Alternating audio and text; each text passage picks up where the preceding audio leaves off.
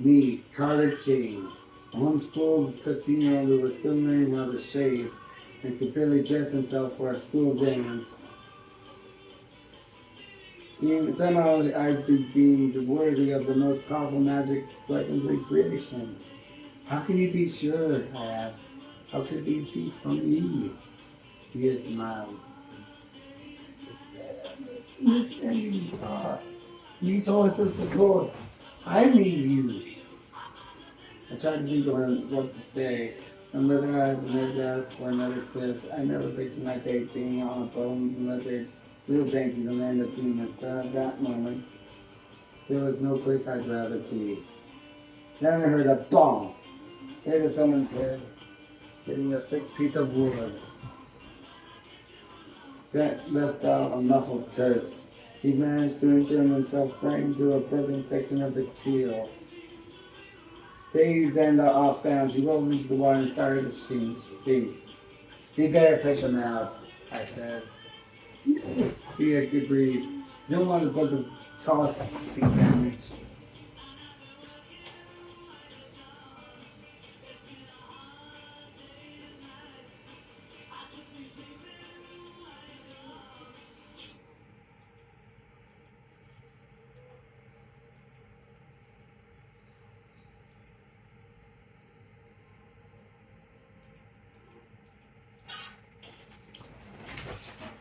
He hauled gently onto the beach. Thea carefully dispelled the ribbons around his chest so she could pull the book of toss out from his arm, under his arm. Thankfully, the papyrus scroll appeared intact. Gently said, mmm. "Sorry, not interested," I said. "We got the book, so we'll be leaving you now. I don't feel like getting stabbed in the back anymore or listening to your lies."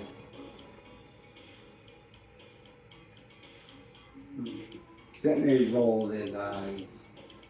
He shook his head vigorously, mumbling that what was probably a good explanation of why he'd been within his rights to turn my demon servant against me.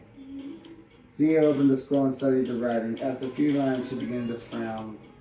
"Carter, this is really dangerous stuff. I'm only skimming, but I see the descriptions of the God's secret palaces.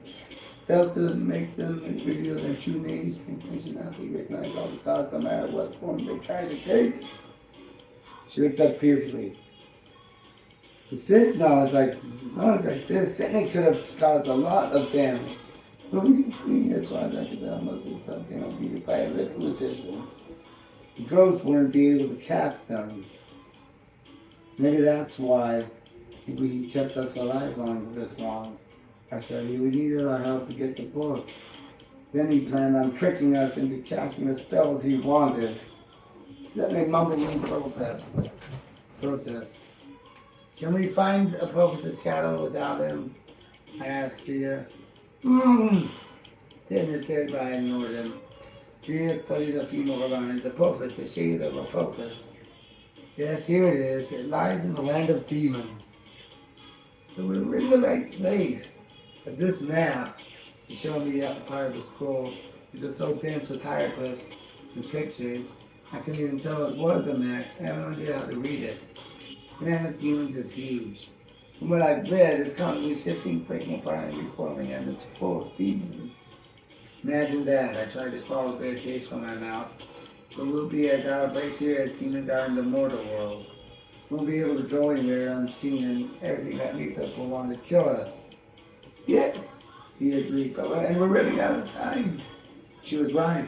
You know exactly what time it was in the mortal world, but we have to sleep into out until late afternoon. And now the sun would have gone down. Well, it wasn't supposed to survive past sunset. All I knew, he might be dying right now. And my poor sister. No, it was too painful to think about. But at dawn tomorrow, Prophets would rise. The rebels magicians would attack the first home. We didn't have the luxury to roam around the hostile land, finding everything in our path. We found what we were looking for. That sounded threatening. "I'm guessing you could guide us through the shadow." He nodded. I turned to Zia. "He does or says anything you don't like, incinerate him." "With pleasure." Coming in the ribbons released his mouth. Holy horse, pal, he complained. Why did you tie me up? Well, let's see. You're gonna be trying to get me killed? Oh, that. Then this time. Look, pal. If you're going to overreact every time I try to kill you, overreact! She has some of the white hot fireball into her hands. Okay. In his head. Look, that demon captain was going to turn on you anyway. I just helped things along. And I did it for a reason. We needed to be here. This is the land of demons, right? Your captain would never agree to set that course unless he thought he could kill you. This is his homeland. Humans don't ever bring worlds to here unless they're for snacks. I do remember sitting there was a master liar. Whenever he told me he was completely under Abbas quality bull. I steeled my willpower against his words, but it was still difficult not to find them reasonable. You were going to let that thing blame kill me, I said. That was for a good cause. Oh, I knew you could take him, Fitness said. And that's why you were running away with the Book of Toast. Running? I was going to scout ahead. I wanted to find the shadow so I could lead you there. But that's not important. If you let me go, I can still bring you to the shadow of Toast. And I can get you there unseen. How? She asked. She sniffed indignantly. I've been practicing magic since your ancestors were in diapers, dog. While it's true I can't do all the mortal spells, I'd like, Dennis wistfully at the book of toast. I have picked up some tricks only ghosts can do. Untie me and I'll show you. I looked at Zia. I could tell we were thinking the same thing. Terrible idea, but we didn't have a better one. I can't believe we're seriously considering this. Sitnit grinned. Hey, you're being smart. This is your best shot. Besides, I want you to succeed. Like I said, I don't want to focus on me. You won't regret it. I'm pretty sure I will. Snap my fingers and the ribbons of lava unraveled.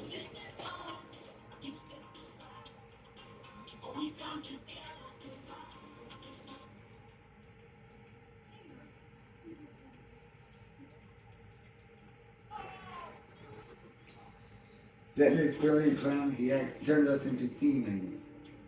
Well, okay, it was actually just a glamour, so we looked like demons. But it was the best illusion magic I'd ever seen.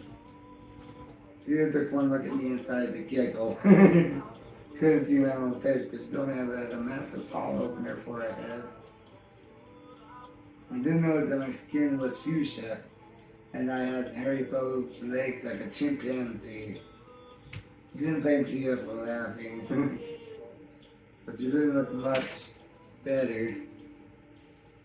She was now a big, muscular girl demon with bright green skin, a zebra-hide dress, and the head of a piranha. Perfect, Famous said. You blend right in. What about you? I asked. He spread his hands. He's still wearing his jeans, white sneakers, and black jacket. Diamond pinky rings and gold arms stained the glass from the volcanic lag. The only difference was his red t-shirt now read, Go Demons! Can't improve on perfection, pal. This outfit works anywhere. Demons won't bat an eye, assuming they have eyes. Now come on! Drifted in and not waiting to see what quickly would follow. Every once in a while, Setnik checked the Book of Toast for directions. He explained the shadow would be impossible to find in this moving landscape without the phone to book.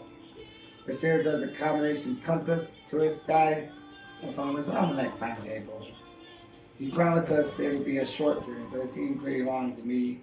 Any more time in Demonland, I'm sure I would have come out sane.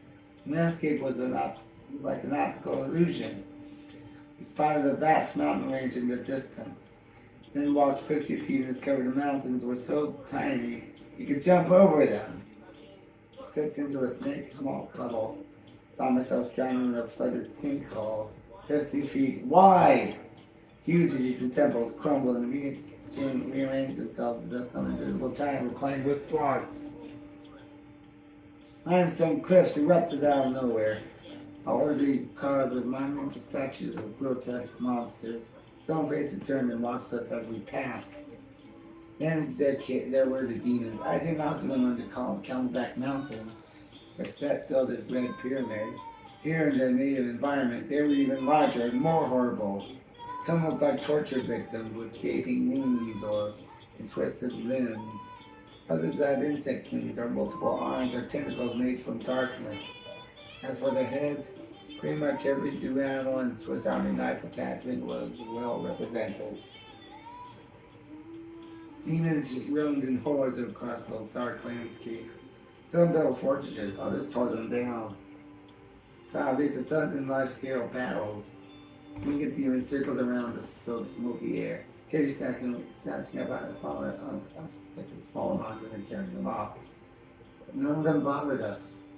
As we stumbled along, I became more and more aware of the presence of chaos. Cold churning started in my gut, spreading through my limbs like my blood cells were turning to ice. I felt as this before at the prison of Apophis. The chaos sickness had almost killed me. This place seemed even more poisonous. After a while, I realized everything the land of demons was being pulled in the direction we were traveling. The whole landscape was bending and crumbling, fabric of matter and weaving. Using forces pulling on the molecules of my body. He and I should have died. As bad as the cold and nausea was, since they should have been worse. Something was protecting us, and there was a layer of warmth keeping the chaos at bay. It is her, said the voice of Horus with grudging respect. Ra sustains us, looked at Zia. Still appeared to be a piranha-headed green she-demon, but the air around her shimmered like vapor off a hot rod. Zia kept glancing black. Each time he seemed surprised to find us still alive. They shrugged and kept going. Demons became fewer and far between. The landscape got even more twisted. Rock formations, sand dunes, dead trees, even pillars of fire all leaning toward the horizon. Came to a cratered field, peppered with what looked like huge black lotus blossoms. He rose up quickly, spread their petals, and burst. Only then, when we got closer, I realized that they were not those shadowy tendrils, like Sylvia described as the Brooklyn Avenue dance. Each time one burst, it split out a spirit that had been dragged from the upper world. These ghosts no more than paleness, the myth, cloud spirits or something very for them. But they were quickly, this person took away in the same direction we were traveling. Sia frowned at me. You're not affected? The ghost turned, the magician turned. For once, his expression was grim. His color was paler, his frozen, credulity, please shout. Just keep moving, huh? I hate this place. It froze. As the head of us stood the cliff, I recognized the same one I'd seen in the vision of Prophet had sent me. So now there were no spirits holding its shelter. My mother was here, I said. She seemed to understand. She took my hand. Might be a different cliff. The landscape is always changing. Somehow I knew it was the same place. I had the feeling the Prophet had just been practiced to taunt me. Sydney twisted his pinky rings. Serpent shadow fields on spirits, pal. None of them last long if your mom was here. She was strong, I insisted. A magician like you, if you could fight, she could too. She could too. Sydney hesitated. Then he shrugged. Sure, pal, we're close now. Better keep going. Soon I heard a roar in the distance. The horizon glowed red. Seemed to be moving fast as if we stepped on an automated walkway. Then we came over the crest of the hill and saw our destination. There you go, Suddenly said, a sea of chaos. The north spread out an ocean of mist, fire, or water. It was possible to tell which. Grayish red matter churned, boiled, and boiling and smoking, surging just like my stomach. Stretched as far as I could see, and something told me it would have no end. The ocean's edge wasn't so much a beach as a reverse waterfall. Solid ground poured into the sea and disappeared. Huge outside boulder trembled over the hill to the right. To my right, slipped down the beach, dissolved in the surf. chunks of solid ground. Trees, buildings, and statues constantly flew over our heads and sailed into the ocean. Their glancing as they touched the waves. Even the demons weren't immune. Few winged ones strayed over the beach, realized too late that they foamed too close. The spirit screaming into the swirling misty stew. It was pulling us too. Instead of walking forward, I was distinctly backpedaling now. Just to stay in one place. If we got any closer, I was afraid I wouldn't be able to stop. Only one thing gave me hope. A few hundred yards to the north, drifting into the waves was a single solid strip of land like a jetty. At the far end rose a white obelisk like the Washington Monument. Spire glowed with light. I had a feeling it was ancient, even older than the gods. Beautiful as the obelisk was, I could not think of the Baptist needle on the banks of the river Thames, where my mom and mother had died. We can't go down there and sit near that. Hey! Sea of chaos, that's where we all came from. Having heard how Egypt was formed, they rose from the sea. He said almost in a trance. All appeared from chaos. First land, creation from destruction. Yep, like I said, two great forces in the universe. And there they are. That obelisk is the first land? Oh no. Sitting there, but I wasn't there. That's a symbol of Ma'at for sure. Everything else that's supposed to power, always chewing away at creation, always eating and destroying. You tell me which force is more powerful. Try to swallow. Where is the Prophet's shadow? Oh, it's here. But to see it, catch it, you'll have to cast the spell from out there, at the edge of the jetty. We'll never make it, Fizz said. One false step, sure, said Miss agreed cheerfully. It'll be fine.